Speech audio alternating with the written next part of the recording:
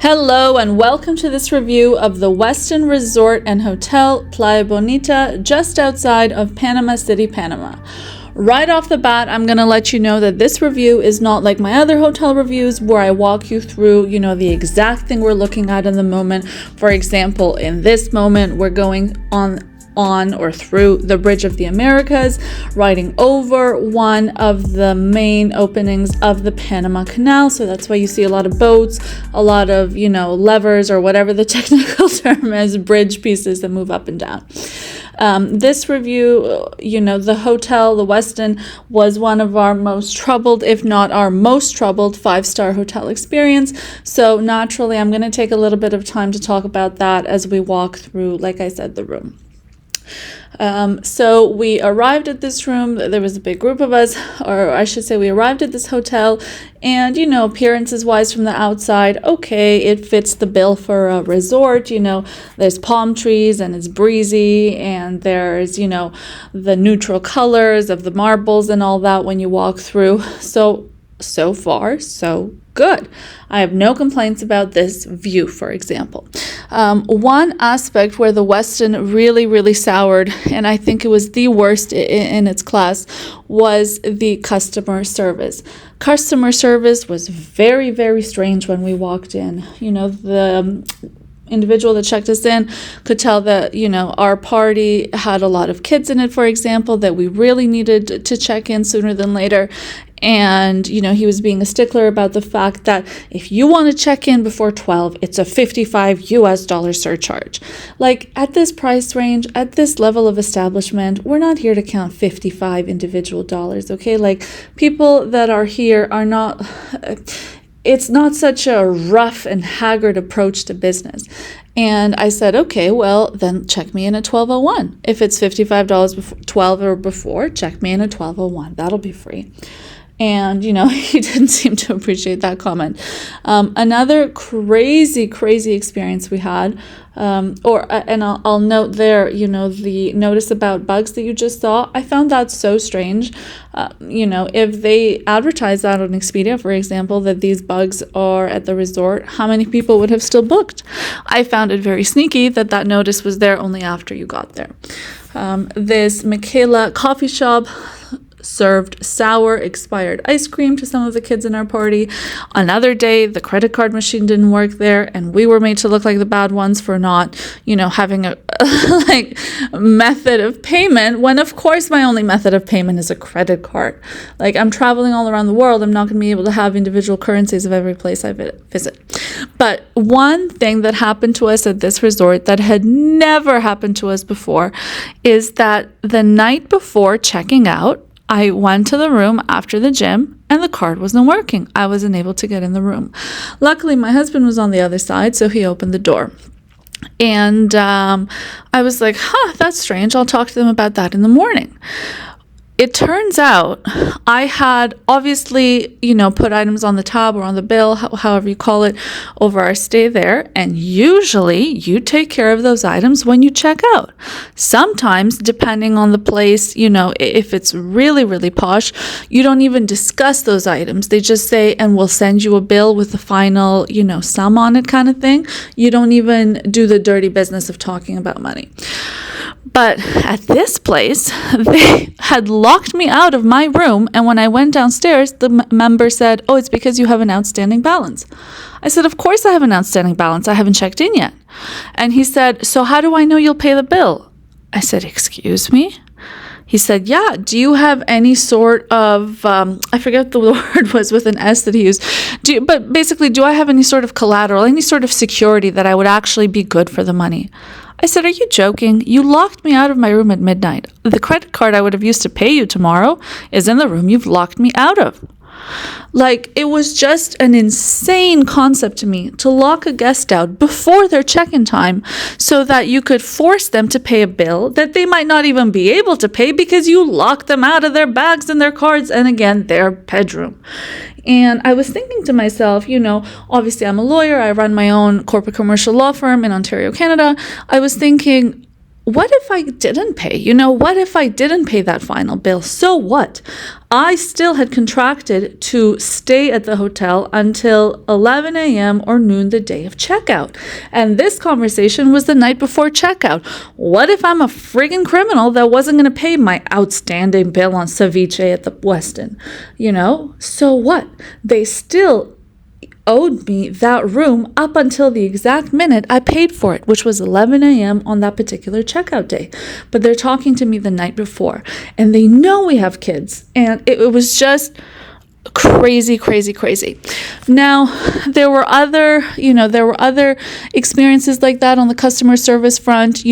Some of the staff, honestly, I felt harassed by some of the staff on examples that I almost don't know how to go into them in a professional way on YouTube, but it was the worst customer service I have ever experienced, especially at the 5-star level. Okay, now as we've gone through this video, you've seen the scenes for yourself. You are able to see that the bedroom was very outdated, and if you didn't notice when I was talking, perhaps my story was so compelling, you can always go back and notice that it's quite an outdated bedroom.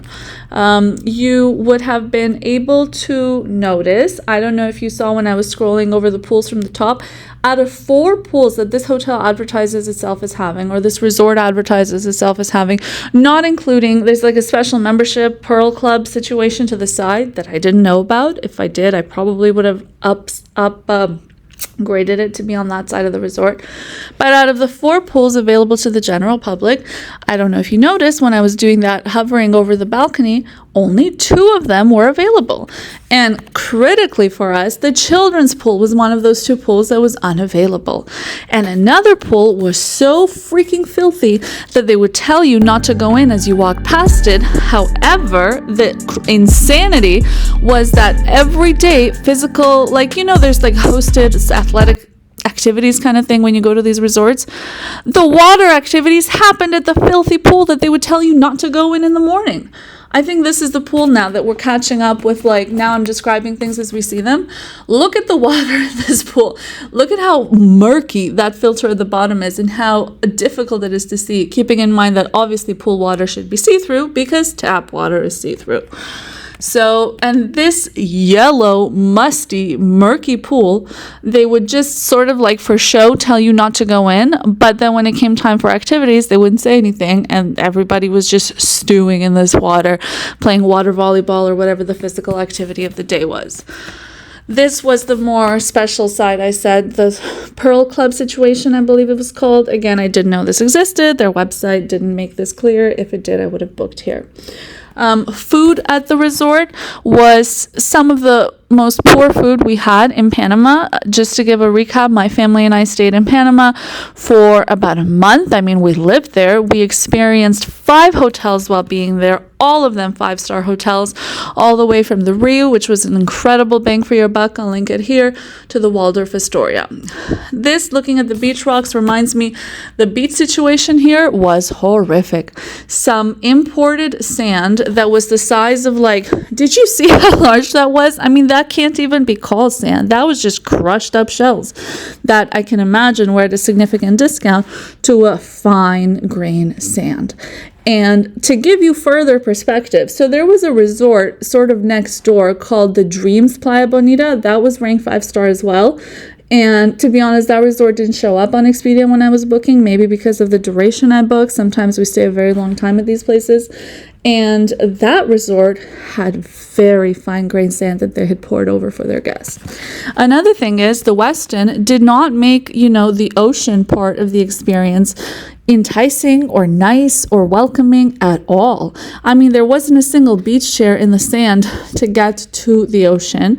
And there was piles of trash on the side of the Westin Resort as you approach the Playa Bonita, which to be fair could have been an issue for both resorts. I'm not sure legally where that line is drawn and who the issue belonged with.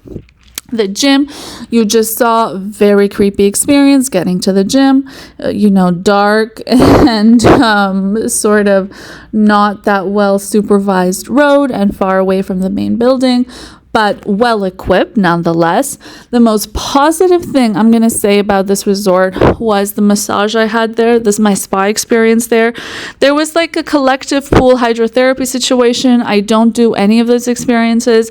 As a lawyer, I read a lot of studies. People literally can contract STDs from being in water that's warm enough and standing close enough to people that have those situations going on with them.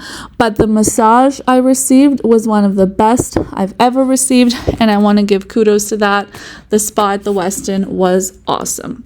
I think I'll leave this video there. We covered that the food was nothing to write home about. I covered the gym, we covered the spa, we covered the rooms, we covered the atmosphere, and most importantly, we covered the customer service. The customer service is what tanked this resort. Oh, and cherry on top, let me end the note with this. Thank you for still watching, first of all. But when we checked out, the staff asked me, how was your experience? And I said, not good. And he said, not good? And then just proceeded to swipe my card. He didn't even ask what made it not good. I know at some establishments I've stayed at, if I were to say not good, that alone would make the customer service, representative jump so much that you might get like more nights stay or a few nights comped or just, something to acknowledge that you as a human being paid your hard-earned money and you failed to receive the experience you signed up for. Am I looking for compensation? I mean, I'm very blessed that I'm able to stay at a lot of places, and this one place a year from now might not be a place I even remember, other than just remembering how bad it was. This was not my once-in-a-lifetime experience at the Westin Playa Bonita. But, is it the right thing to do, and did they fail to do the right thing at every chance that they had to do the right thing? Yes, they did. Customer service, again, was the death knell on the Westin Playa Bonita. I will never be back.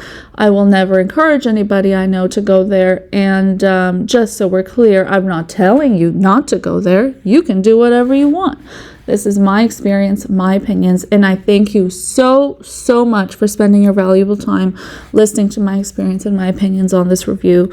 And of course, you already know there is a ton more luxury content coming up on this channel in addition to the content we already have. Thank you so much for watching.